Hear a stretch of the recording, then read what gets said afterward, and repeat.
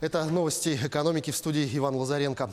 Лидеры стран-членов Европейского Союза на саммите в Брюсселе приняли политическое решение продлить экономические санкции в отношении России. Об этом на полях саммита сообщил представитель Евросовета Барент Лейц.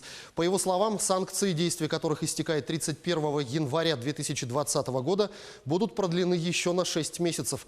Решение продлить санкции было принято после того, как президент Франции Эммануэль Макрон и канцлер Германии Ангела Меркель кратко проинформировали остальных лидеров стран Евросоюза о ходе реализации Минских соглашений по урегулированию ситуации на востоке Украины.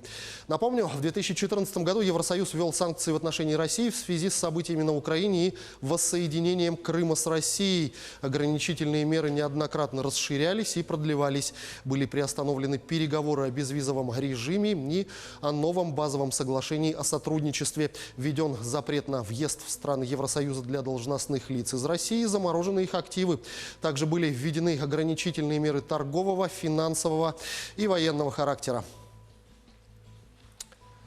Глава Минэкономразвития Максим Орешкин заявил, что первое полугодие 2020 года будет сопровождаться слабой инфляционной динамикой в России. Мы уже во многом потеряли первое полугодие. Слабость потребительского спроса – это то, что будет сопровождать нас и в начале следующего года. Инфляция на конец года, по нашим оценкам, опустится ближе к 3% и упадет до 2,5% в первом квартале следующего года, заявил Орешкин. Также он добавил, что в России есть проблемы с совокупным спросом на товары длительного пользования. Орешкин в целом отметил плохую ситуацию и на рынке труда. Повышение пенсионного возраста и рост НДС были необязательны российским властям для того, чтобы увеличить доходы бюджета. Эксперты-аналитики консалтингового агентства Вайган Консалтинг изучили налоговую нагрузку в нефтяной, газовой и других сырьевых отраслях России, а также проанализировали банковскую и телекоммуникационную сферы. Они установили, что если бы власти повысили налоги для всех сырьевых отраслей России до уровня нефтяной, то с 2014 по 2019 год они могли бы получать дополнительно от 800 миллиардов до 1 триллиона 300 миллиардов рублей в год. Поступление от банковской и телекоммуникационной сфер можно было бы увеличить на 450 и 115 миллиардов рублей соответственно. Завершился финал совместной акселерационной программы Сбербанка и 500 стартапов. Одним из победителей финала стал резидент IT-парка Якутск, компания Бунтерлайф с проектом видеостримингового сервиса с торговым модулем, позволяющим пользователям покупать товары в видео без переходов на другие страницы. Компания Бунтерлайф получила дополнительные инвестиции в размере 4 миллионов рублей к уже выданным 6 миллионам. Кроме этого, компании заинтересовались и официально высказали интерес к сотрудничеству крупные холдинги, такие как Билайн, М-Видео и РБК. Ребята выиграли также приз зрительских симпатий по количеству приглашений на переговоры. Сегодня в столице региона, в точке кипения IT-парка Якутск, начался 5-й форум инноваторов. Он собрал активных якутян, которые своими проектами меняют нашу реальность к лучшему. Гостями форума стали эксперты из Москвы, Екатеринбурга и Нидерландов. Каждый такой форум посвящен определенной теме. И сейчас на прямой связи со студией из точки кипения наш корреспондент Юлия Михайлова. Юлия, приветствую. В какой тематике посвящен нынешний форум новаторов? Иван, добрый день. Итак, 5-й юбилейный форум новаторов проходит в точке кипения IT-парка столицы. Я напомню, что первый форум прошел в 2015 году и был посвящен взаимодействию социума, медиа и, в общем, второй форум был посвящен городской среде, третий форум трансформации территории и тема нынешнего форума «Будущее здесь». Участники форума – это представители исполнительной власти, это представители городской окружной администрации, некоммерческих организаций, представители бизнеса и журналисты. Говорят о чем? Говорят о том, что как важно использовать опыт прошлых лет для того, чтобы двигаться к успешному будущему. Спикерами нынешнего форума являются гости, которые приехали из Екатеринбурга, из Москвы и из Нидерландов. И вот одна из гостей – это предприниматель из Москвы Анна Шохина. Кстати, она побывала во всех регионах практически нашей страны и познакомилась с потенциалом бизнес-идей практически, в общем-то, всей страны. И вот что она отметила, с какой именно целью она приехала к нам на нынешний форум.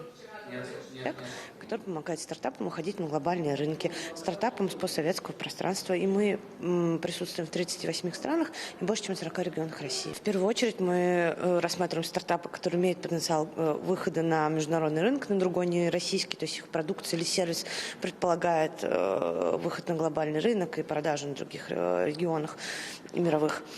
Второе, чтобы это был начальной стадии стартап, который уже подтвердил, с одной стороны, своими продажами необходимость своего продукта, но при этом еще не имеет большого количества инвестиций, потому что мы, с одной стороны, помогаем ему найти клиентов в Лондоне, Берлине и других городах и странах, а с другой стороны, инвесторов. А для инвесторов очень важно, чтобы инвестиций в стартапе было меньше, чем 1 миллион евро. В эти минуты проходит стратегическая сессия «20 век». Как важно использовать опыт прошлого для того, чтобы двигаться в будущее. И один из спикеров – это архитектор из Нидерландов Кис Донкерс.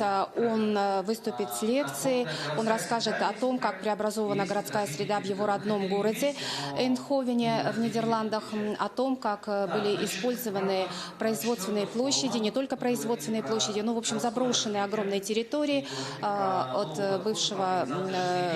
от компании, которая оставила производственные площади и перевела все свое производство туда, где дешевле. И это не только такие какие-то там склады некие, это заброшенные церкви в том числе. И вот молодые архитекторы собрались и решили, как использовать эти территории для того, чтобы сделать более комфортной городскую среду для своих горожан, но и для гостей.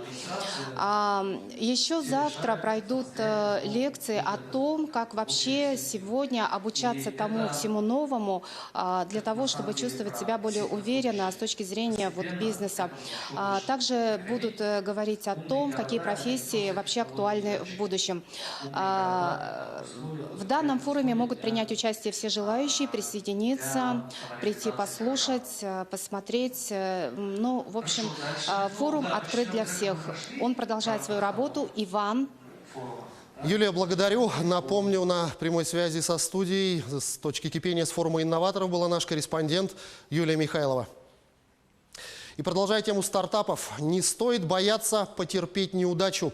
Именно этому учит игрушка, разработанная канадской компанией 21 Toys. Причем учить она может всех, от детсадовцев до директоров крупных компаний. Подробности в репортаже «Рейтер» рассказывает Елена Настровская. Опять не получилось? Прекрасно. Попробуем еще разок. Базирующаяся в Торонто компания 21 Toys поставила своей целью научить людей не бояться неудач. Разработанная ими игрушка Failure Toy призвана показать человеку, что нет ничего страшного или постыдного в отсутствии немедленного успешного результата. Напротив, утверждают создатели, каждая неудача – возможность практиковаться и тренировать свои навыки, учиться чувствовать друг друга и сотрудничать. Такого вы не найдете в пособиях, убеждена основатель компании Илана Бен-Ари. Такие навыки, как эмпатия и умение справляться с неудачами, необходимы в работе.